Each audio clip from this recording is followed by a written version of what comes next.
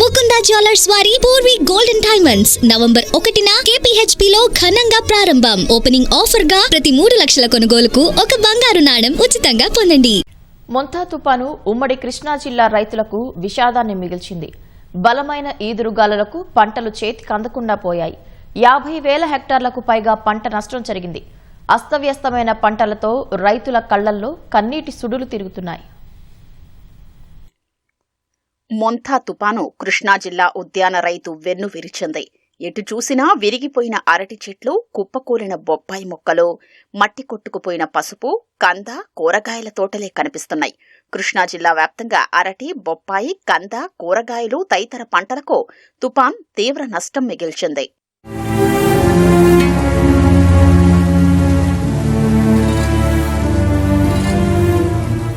పసుపుతాడు చూపిస్తున్న ఈ మహిళ పేరు రామబాణం. చల్లపల్లి మండలం నడకుదురులో ఎకరం పొలం కౌలుకు తీసుకుని 830 బొప్పాయి మొక్కలు వేశారు.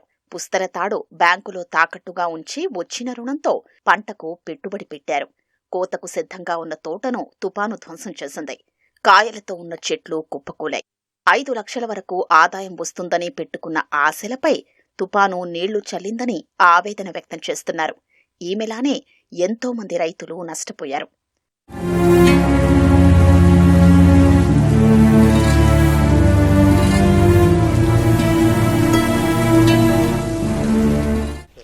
కవులు 80,000 కవులు, 2 సంవత్సరాల కవులు 24-25 కింద వేసింది. అయితే అసలు మనం కోసుకునే టయానికి కృష్ణానది వరద వచ్చేసింది. సెప్టెంబర్ 28వ తారీఖుని కాయలు మొదలెట్టాం. 2-3 రోజులకు వరద వచ్చేసింది. తర్వాత కొన్ని చెట్లు దిగడి నీళ్ళు ఏమనుకున్నాం. 28వ తారీఖు నైటు మొత్తం పడిపోయింది. మొత్తం దీనికి కవులుగానే ఏమన్నా కానీ 2 లక్షల రూపాయలు అయినాయండి పెట్టుబడి. కనీసంగా మన 25,000 కూడా చేతికి రాలేదు. చేతికి వచ్చే టైంలో, కాయలు ముగ్గే టైంలో వరద వచ్చింది, తుఫాను వచ్చేసింది. నేలమట్టమైన అరటికెలలు చూపిస్తున్న ఈ రైతు పేరు సంజీవరెడ్డి. తోట్లవల్లూరు పరిధిలోని దేవరపల్లిలో ఎకరం పొలంలో అరటి వేశారు. తుపాను వల్ల 80% మొక్కలు నేల కురిగాయి. తుపాను కారణంగా నష్టాల ఊబిలో కూరుకుపోయానని కన్నీటి పర్యంతమయ్యారు. మోపిదేవి మండలం బొబ్బర్లంకకు చెందిన బాబూరావుకు ఎకరం పసుపు, 2 ఎకరాల్లో కంద, అరటి పంటలు కౌలు సాగు చేస్తున్నారు. తుపాను ప్రభావంతో పసుపు మొక్కలు పైకి బాగున్నా కాండం విరిగి దిగుబడి బాగా పడిపోతోందని వాపోయారు. అరటి, కంద తుపానుతో చిన్నాభిన్నమయ్యాయి. మోపిదేవి మండలంలో పసుపు, కంద, అరటి రైతులు ₹1,00,000 నష్టపోయారు.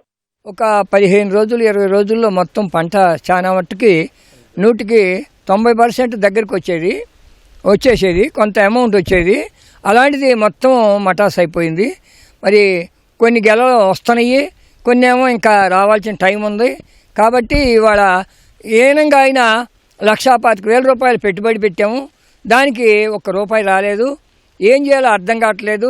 దాని గురించి ఎంతో రైతు వేదన చెందుతున్నాడు. మొంతా ప్రభావంతో ఎన్టీఆర్ జిల్లాలో అరటి రైతులకు ఆవేదనే మిగిలింది. నున్న ప్రాంతంలో చేతికొచ్చిన అరటి పంటలు దెబ్బతిన్నాయి. అరటి పంట నష్టాన్ని అధికారులు క్షేత్రస్థాయిలో పర్యటించి అంచనా వేస్తున్నారు. అరటి తోట వేసాను. ఈ తుఫాను వల్ల అన్ని గెల్లకొచ్చి ఉన్నాయి. అంతా 90% కింద రాలి ఇరిగి ఉన్నాయి. ప్రభుత్వం వారు ఏమైనా సహాయం చేసి మమ్మల్ని ఆదుకోవాలని కోరుకుంటున్నాను. నేను కౌలుకు తీసుకొని 10 ఎకరాలు అరటి తోట వేసాను. గాలి దుమ్ముకి మొత్తం పడిపోయింది.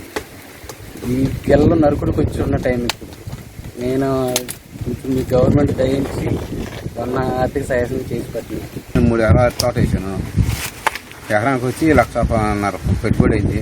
₹1,00,000 కట్టి మరి ఇది అంత మొత్తం అరటి గెలకు వచ్చి నరుకుడికి వచ్చి ఉండయి. తుఫాను వల్ల మాకు పడిపోయి అన్ని గెల అరటి తోట వేసాము. అంతా నరుకుడికి వచ్చింది. పెట్టుబడి ₹1,00,000 పైన అయినాయి. ఇప్పుడేమో ఈ తుఫాను వల్ల మొత్తం నేల కొరిగిపోయింది. మీరు గవర్నమెంట్ మా యందు దయించి ఏమన్నా సహాయం అందిస్తే మేము మళ్ళీ ఈ పైరును కాపాడుకోగలుగుతాం. తెలంగాణ పరిసర ప్రాంతాల్లో కురిసిన భారీ వర్షాల వల్ల ఎన్టీఆర్ జిల్లా నందిగామ వద్ద మునేరుకు భారీగా వరద వస్తోంది. వత్సవాయి మండలం లింగాల కాజ్వేపైకి వరద ప్రవాహం చేరడంతో రాకపోకలు నిలిపివేశారు.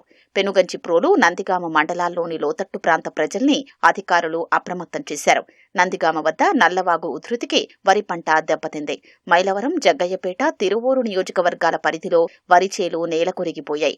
నందిగామ, జగ్గయ్యపేట నియోజకవర్గాల్లో పత్తి పంటకు తీవ్ర నష్టం వాటిల్లింది.